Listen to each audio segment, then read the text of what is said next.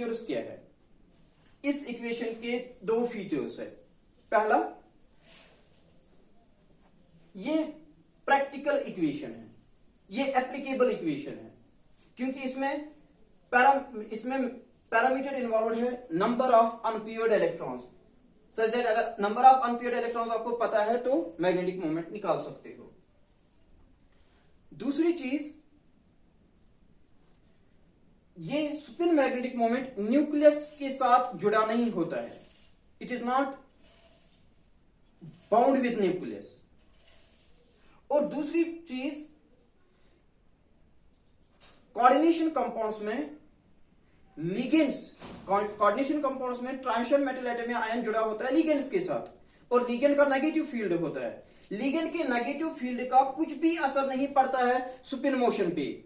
Ligand का negative field electron के spin motion को रेस्ट्रिक्ट नहीं कर पाता है, इसलिए म्यू एस कभी भी क्वांच नहीं होता है, ये हमेशा एसोसिएटेड होता है, ये हमेशा जुड़ा रहता है अनपेयर्ड इलेक्ट्रॉन के साथ। इसलिए एक आप याद रखो कि ये प्रैक्टिकल इक्वेशन है, प्रैक्टिकल इक्वेशन, या मैं कहूंगा ये एप्लीकेबल इक्वेशन है। इसको आप यूज कर सकते हो टू सॉल्व न्यूमेरिकल्स या प्रॉब्लम्स।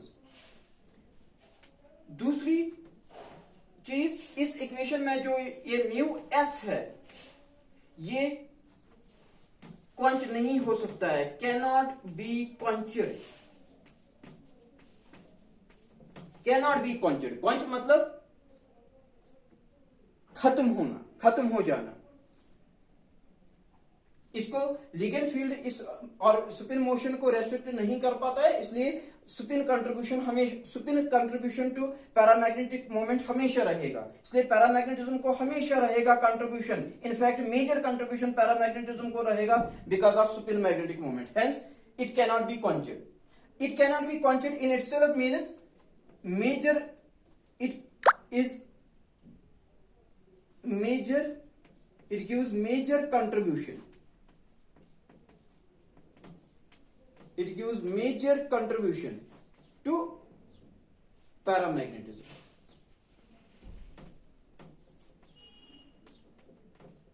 जो ये वीक अट्रैक्शन एक्सपीरियंस करता है सबस्टेंस इन एक्सटर्नल मैग्नेटिक फील्ड, इसका मेजर कंट्रीब्यूटर होता है spin magnetic moment, because unpaired electron का होता है अपना स्पिन मैग्नेटिक मोमेंट। ये हो गया स्पिन मैग्नेटिक मोमेंट। इसके बाद ऑर्बिटल मैग्नेटिक मोमेंट।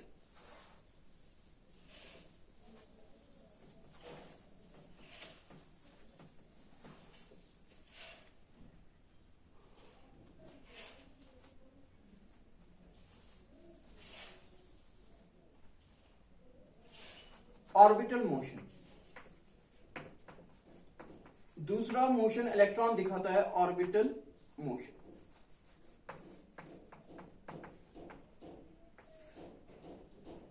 एक इलेक्ट्रॉन न्यूक्लियस के अराउंड रिवॉल्व करता है, similar to planetary motion of, similar to planetary motion. जिस तरह प्लेनेट्स रिवॉल्व करते हैं अराउंड सन, इसी तरह इलेक्ट्रॉन्स रिवॉल्व करते रहते हैं अराउंड न्यूक्लियस, इसलिए इलेक्ट्रॉन का होता है ऑर्बिटल मोशन। ऑर्बिटल मोशन क्या है? इट इज इलेक्ट्रॉन, इसमें इलेक्ट्रॉन करता क्या है? इलेक्ट्रॉन रिवॉल्व्स, इस दौरान इलेक्ट्रॉन करता क्या है? Electron revolves around nucleus, electron revolves around nucleus.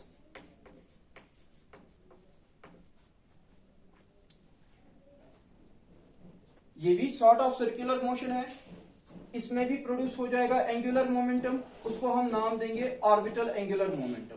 इसलिए orbital motion of, due to orbital motion of electron या orbital motion of electron produces orbital angular momentum. और orbital angular momentum in turn produce करेगा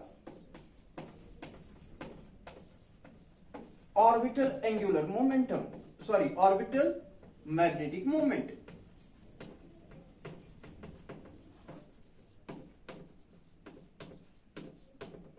जिसको हम represent करते हैं mu L से।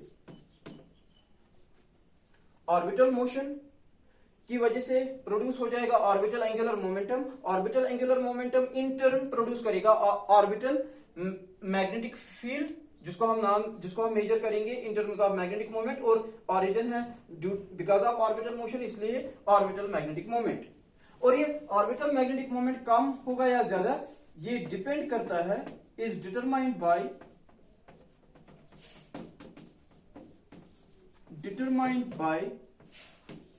Orbital angular momentum quantum number, जिसको हम रिप्रेजेंट करते हैं एल से। और एग्जैक्ट डिपेंडेंस क्या है?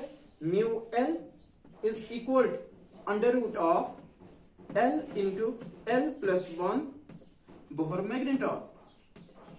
वहां इन्वॉल्व था super angular momentum quantum number, यहां इन्वॉल्व है orbital angular momentum quantum number.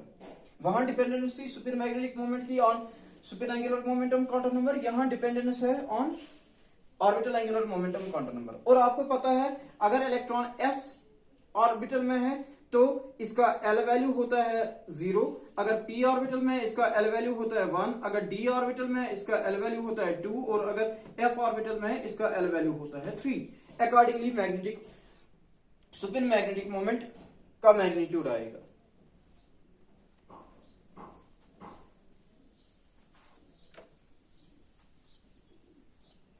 अब इसके फीचर्स क्या है? म्यू एल के फीचर्स क्या है? इक्वेशन है ये, mu L is equal under root of L into L plus 1 Bohr magneton. अब इसके फीचर्स, पहला फीचर, ये प्रैक्टिकल उतना नहीं है, ये उतना एप्लीकेबल नहीं है, एप्लीकेबल भी उतना नहीं है, न्यूमेरिकल या प्रॉब्लम इस पे नहीं आती है 11th और 12th में, मगर हायर लेवल्स में इस पे प्रॉब्लम आती है। और एक चीज, कोऑर्डिनेशन कंपाउंड में लिगेंड है, लिगेंड के ट्रांजिशन मेटल एटम और ट्रांजिशन मेटल आयन के अराउंड होते हैं लिगेंड्स, और लिगेंड्स का होता है यूजुअली नेगेटिव चार्ज, और लिगेंड का नेगेटिव चार्ज इलेक्ट्रॉन के ऑर्बिटल मोशन को रेस्ट्रिक्ट करता है। एज ए रिजल्ट अगर इलेक्ट्रॉन का ऑर्बिटल मोशन रेस्ट्रिक्ट हो गया, ये म्यू एल जो है ये क्वंच हो जाता है, ये खत्म हो जाता है, इट इज क्वंचड। ये म्यू एल, ये कंट्रीब्यूशन टू पैरामैग्नेटिज्म, ये अब कंट्रीब्यूट नहीं करेगा टू पैरामैग्नेटिज्म, डज नॉट। अगर क्वंचिंग होगी म्यू एल 0 बनेगा, इसलिए ये कंट्रीब्यूट नहीं करेगा to paramagnetism, does not contribute to paramagnetism।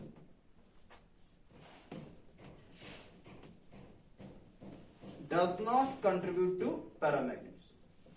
ये ऑलरेडी मैंने पहले में भी बताया कि मैक्सिमम कंट्रीब्यूशन टू पैरामैग्नेटिज्म आता है बिकॉज ऑफ म्यू एस। और अगर कोऑर्डिनेशन कंपाउंड में सेंट्रल मेटल एटम है, ट्रांजिशन मेटल एटम या ट्रांजिशन मेटल आयन, लिगेंड्स का नेगेटिव फील्ड जो है इन अनपेयर्ड इलेक्ट्रॉन्स का ऑर्बिटल मोशन रेस्ट्रिक्ट करता है, जिसकी वजह से ऑर्बिटल मैग्नेटिक मोमेंट क्वंच हो जाता है, म्यू एल बनता है 0। In such situation maximum contribution to paramagnetism होगा बिकॉज ऑफ म्यू एस, और ये कंट्रीब्यूट नहीं कर, म्यू एल का कंट्रीब्यूशन टू पैरामैग्नेटिज्म 0 होगा या नेग्लिजिबल होगा। ये था इसके बारे में features.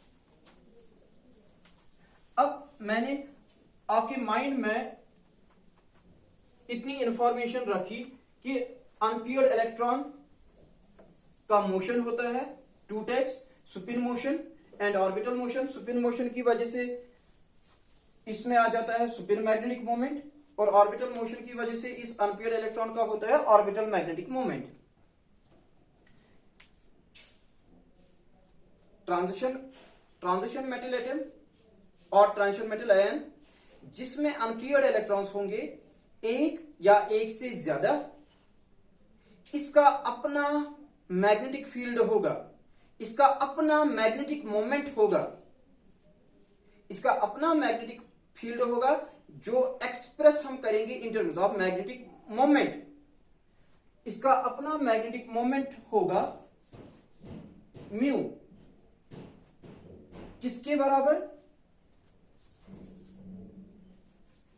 In absence of punching, in absence of punching, अगर पंचिंग नहीं है और ये पाया जाता है इन लेंथेनाइड आयंस, ये आप याद रखो, लेंथेनाइड आयंस में unpaired F electron experience quenching नहीं करता है। As a result substance containing unpaired electron, इसका टोटल मैग्नेटिक मोमेंट जो होगा, इसको दोनों कंट्रीब्यूशंस मिलेंगे, इसको एक तो स्पिन कंट्रीब्यूशन भी होगा और इसका ऑर्बिटल कंट्रीब्यूशन भी होगा। Mu total is equal mu S plus mu L, और म्यू एस आपको पता है किसके बराबर है, आप इस तरह भी लिख सकते हो, mu total is equal under root of N into N plus 2 plus under root of L into L plus 1 Bohr magneton. मगर ये केस फर्स्ट है, case first in case in absence of quenching. मगर अगर punching है, in presence of punching, और ये usually transition metal ions में पाया जाता है, जब कोऑर्डिनेशन कंपाउंड में ट्रांजिशन मेटल एटम या ट्रांजिशन मेटल आयन होगा। In case of transition metal ions,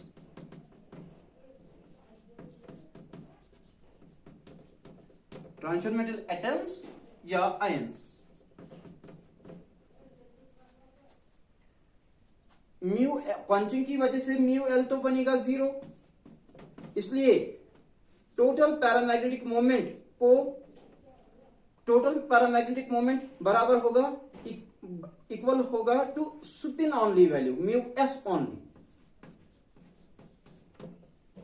इसलिए क्या याद रखना है आपको, ट्रांजिशन मेटल एटम्स या ट्रांजिशन मेटल आयन्स में पैरामैग्नेटिक मोमेंट के लिए फॉर्मूला अप्लाई जो हो करनी है आपको, that is spin only, spin formula only. इसलिए क्योंकि हमारा टॉपिक ऑफ डिस्कशन है ट्रांजिशन मेटल एटम, आप याद रखो, टेक होम इंफॉर्मेशन ये है, in case of transition metal atom, transition metal atom और ion, paramagnetic moment mu total will be equal mu spin only, और म्यू स्पिन किसके बराबर होता है, under root of N into N plus 2 Bohr magneton. That is मैं लिख सकता हूं mu S is equal under root of N into N plus 2, mu is equal under root of mu total is equal under root of N into N plus 2। किसी भी transition metal atom या ion में अगर आपको paramagnetic moment का value निकालना होगा तो स्पिन ऑनली फॉर्मूला अप्लाई करनी है आपको। न्यूमेरिकल में in order to solve numerical या प्रॉब्लम इन नीट जेई, और एग्जैक्ट डिपेंडेंस क्या है, under root of N into N plus 2। Electronic configuration write करनी है, देखना है डी सेक्शन में कितने अनपेयर्ड इलेक्ट्रॉन्स हैं, सबस्टिट्यूट करना है, स्क्वायर रूट कर सॉल्व, लास्ट स्टेप होगा मैथमेटिकल स्टेप, स्क्वायर रूट निकालना है और आप पैरामैग्नेटिक मोमेंट का वैल्यू निकाल सकते हो। अब क्या सीखा आपने, ट्रांजिशन मेटल एटम या transition metal ion containing unpaired electron, एक या एक से ज्यादा, ये बिहेव करता है as if it is a magnetic centre, ये बिहेव करता है एज मैग्नेटिक सेंटर, और within this substance, within this transition metal atom और आयन होता है मैग्नेटिक फील्ड, और कितना, जिसको विद इन दिस सबस्टेंस होता है मैग्नेटिक फील्ड, जो हम एक्सप्रेस करते हैं in terms of magnetic moment, और कितना होगा कैलकुलेटेड वैल्यू होगा under root of N into N plus 2। और ऐसे सबस्टेंस को, क्योंकि इसके ट्रांजिशन मेटल एटम या ट्रांजिशन मेटल आयन के अंदर मैग्नेटिक फील्ड है। ट्रांजिशन मेटल एटम और ट्रांजिशन मेटल आयन को अब आपको व्यू करना है as if it is a magnet. इसलिए when placed in external magnetic field, when placed in external magnetic field interaction हो जाएगी। दो मैग्नेटिक फील्ड्स के दरमियान आप इंटरेक्शन हो जाएगी। एक मैग्नेटिक फील्ड है within transition metal atom और ion because of presence of unpaired electron, जो इतना है, और दूसरा मैग्नेटिक फील्ड है एक्सटर्नल मैग्नेटिक फील्ड। ये दोनों आपस में इंटरेक्ट करेंगे, मगर ये इंटरेक्शन होती है वीक, क्योंकि individual magnetic centres external separately, magnetic centres separately interact कर रहे हैं विद एक्सटर्नल मैग्नेटिक फील्ड। इसलिए ये वीक इंटरेक्शन, इन दो मैग्नेटिक फील्ड्स के दरमियान वीक इंटरेक्शन होगी। इस वीक इंटरेक्शन के दौरान ये मैग्नेटिक सेंटर जो है, मैग्नेटिक सेंटर्स मतलब ट्रांजिशन मेटल एटम और आयन कंटेनिंग अनपेयर्ड इलेक्ट्रॉन, जो बिहेव करता है एज टाइनी मैग्नेट, ये मैग्नेटिक सेंटर्स अलाइन हो जाएंगे या अट्रैक्ट करते हैं एक्सटर्नल मैग्नेटिक फील्ड को। एक्सटर्नल मैग्नेटिक फील्ड को ये अलाइन हो जाएंगे with external magnetic field. As a result external magnetic field और इनके विदिन जो फील्ड है, इन दो फील्ड्स के दरमियान अट्रैक्टिव इंटरेक्शन होगी, वीक अट्रैक्शन होगी, और thus leading to paramagnetism, जिसको हम नाम देते हैं paramagnetism. thus leading to paramagnetism।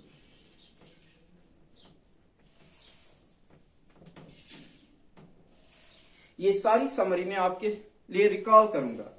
सुनो मैंने कैसे बिल्ड किया। मैंने बताया ट्रांजिशन मेटल एटम या ट्रांजिशन मेटल आयन्स में यूजुअली पाए जाते हैं unpaired electrons in D subshell. इन अनपेयर्ड इलेक्ट्रॉन्स की वजह से ये एक्सटर्नल मैग्नेटिक फील्ड में बिहेवियर दिखाते हैं, पैरामैग्नेटिक बिहेवियर, पैरामैग्नेटिज्म।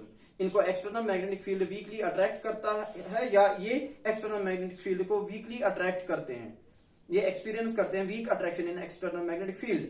और ऐसा क्यों था? रीजन था because of presence of unpaired electron. और अनपेयर्ड इलेक्ट्रॉन में ऐसा क्या था कि ट्रांजिशन मेटल एटम और ion containing unpaired electron behave करता है एज टाइनी मैग्नेट। रीजन मैंने बताया कि अनपेयर्ड इलेक्ट्रॉन दो मोशंस में इन्वॉल्व होता है, सुपिन मोशन और ऑर्बिटल मोशन। सुपिन मोशन से इसमें जनरेट होता है Supin magnetic moment, orbital motion की वजह से इसमें जनरेट होता है ऑर्बिटल मैग्नेटिक मोमेंट। और अगर वो टोटल मैग्नेटिक मोमेंट बराबर होगा और spin magnetic moment plus orbital magnetic moment. फिर मैंने यहां दो केसेस आपके सामने रखे। मैंने बताया अगर कोऑर्डिनेशन कंपाउंड में लिगेंड्स की वजह से ऑर्बिटल मोशन रेस्ट्रिक्ट हो गया तो ऑर्बिटल मैग्नेटिक मोमेंट कौन हो जाएगा, म्यू एल होगा इक्वल टू 0। और टोटल पैरामैग्नेटिक मोमेंट को आप कंट्रीब्यूशन, मैक्सिमम कंट्रीब्यूशन मिलेगा due to spin magnetic moment. इसलिए टोटल पैरामैग्नेटिक मोमेंट निकालने के लिए आपको सुपिन ओनली फॉर्मूला अप्लाई करनी है, that is equal under root of n into n+2। इस तरह आप एग्जाम में किसी भी ट्रांजिशन मेटल एटम या ट्रांजिशन मेटल आयन में पैरामैग्नेटिक मोमेंट निकाल सकते हो। और कैलकुलेट करने के लिए फॉर्मूला आपको इस्तेमाल करनी है under root of n into n+2। ये बनेगा आपके मैग्नेटिक मोमेंट का कैलकुलेटेड वैल्यू। उसके बाद मैंने बताया कि ऐसा ट्रांजिशन मेटल एटम और ट्रांजिशन मेटल आयन जिसमें या तो दोनों है म्यू एस भी म्यू एल भी, या जिसमें सिर्फ म्यू एस है। क्रिटिकल बात यह है कि इसके अंदर मैग्नेटिक फील्ड होता है। ट्रांजिशन मेटल एटम या transition metal ion containing unpaired electron, इसके अंदर मैग्नेटिक फील्ड होता है, इसके अंदर मैग्नेटिक मोमेंट होता है, या म्यू एस ओनली या दोनों म्यू एस या म्यू एल, डिपेंड करेगा कि क्वांचिंग एब्सेंट है या क्वांचिंग प्रेजेंट है। और इसको जब एक्सटर्नल मैग्नेटिक फील्ड में रखते हैं तो मैग्नेटिक फील्ड्स के दरमियान वीक इंटरेक्शन हो जाती है। और ये इस इंटरेक्शन का नेचर होता है अट्रैक्टिव, और ये वीक होती है क्योंकि मैग्नेटिक सेंटर्स सेपरेटली इंटरेक्ट करते हैं विद एक्सटर्नल मैग्नेटिक फील्ड। और इस दौरान ये मैग्नेटिक सेंटर्स अलाइन हो जाते हैं विद एक्सटर्नल मैग्नेटिक फील्ड, और इस वजह से वीक अट्रैक्शन, इन दोनों के दरमियान वीक अट्रैक्शन आ जाती है और इस वीक अट्रैक्शन को हम नाम देते हैं पैरामैग्नेटिज्म। नाउ आपने पढ़ा होगा कि जिंक एंड किसी भी सीरीज का जो एंड एलिमेंट है, फॉर एग्जांपल 3D सीरीज का एंड एलिमेंट है जिंक, 4D सीरीज का एंड एलिमेंट है कैडमियम और 5D सीरीज का एंड एलिमेंट है मरकरी। जिंक, कैडमियम और मरकरी ये डी ब्लॉक एलिमेंट्स है, इनमें लास्ट इलेक्ट्रॉन एंटर होता है डी सबशेल में, मगर इनके एटम या आयन में पार्टली फिल्ड डी सबशेल नहीं होती है, इनके एटम या आयन में कंप्लीटली फिल्ड डी सबशेल होती है, इसलिए ये ट्रांजिशन एलिमेंट्स नहीं है। और क्योंकि ये ट्रांजिशन एलिमेंट्स नहीं है इसलिए ये इनमें अनप्योर इलेक्ट्रॉन नहीं होगा, ये पैरामैग्नेटिक नहीं होंगे। सिर्फ 3 डी ब्लॉक एलिमेंट्स ऐसे हैं, एक जिंक, एक कैडमियम और एक मरकरी। जिंक, कैडमियम और मरकरी के एटम्स में अनप्योर्ड इलेक्ट्रॉन डी सबशेल में नहीं है, इसलिए ये पैरामैग्नेटिक नहीं है। बाकी जितने भी डी ब्लॉक एलिमेंट्स है या सारे ट्रांजिशन मेटल एटम्स या ट्रांजिशन मेटल एटम जो है वो होंगे पैरामैग्नेटिक। ये मैं फिर से एक और बात बताऊंगा एग्जांपल्स की बात। जिंक, कैडमियम और मरकरी में कोई अनप्योर्ड इलेक्ट्रॉन डी सबशेल में नहीं है, इसलिए ये पैरामैग्नेटिक बिहेवियर नहीं दिखाएंगे, ये पैरामैग्नेटिक सबस्टेंस नहीं होंगे। बाकी जितने भी ट्रांजिशन मेटल एटम्स है वो पैरामैग्नेटिक है। Scandium, titanium, vanadium, chromium, manganese, iron, cobalt, nickel, copper paramagnetic. Yttrium, zirconium, niobium, molybdenum, technetium, ruthenium, rhodium, platinum, silver paramagnetic.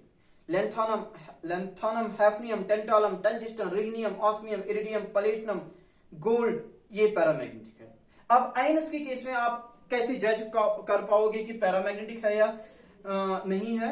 आपको आयन बनाना है, इसमें आपको पता है कि इलेक्ट्रॉन्स पहले निकालने हैं वैलेंस शेल से, उसके बाद इलेक्ट्रॉन्स निकालने हैं पेनिट्रेंट शेल की डी सब शेल से, उसके बाद आयन की आपको इलेक्ट्रॉनिक कॉन्फ़िगरेशन राइट करनी है, देखना है डी सब शेल में अनप्योर इलेक्ट्रॉन है या नहीं है। अगर डी सब शेल में अनप्योर इलेक्ट्रॉन है तो आयन होगा पैरामैग्नेटिक, अगर नहीं है तो आयन होगा डायामैग्नेटिक।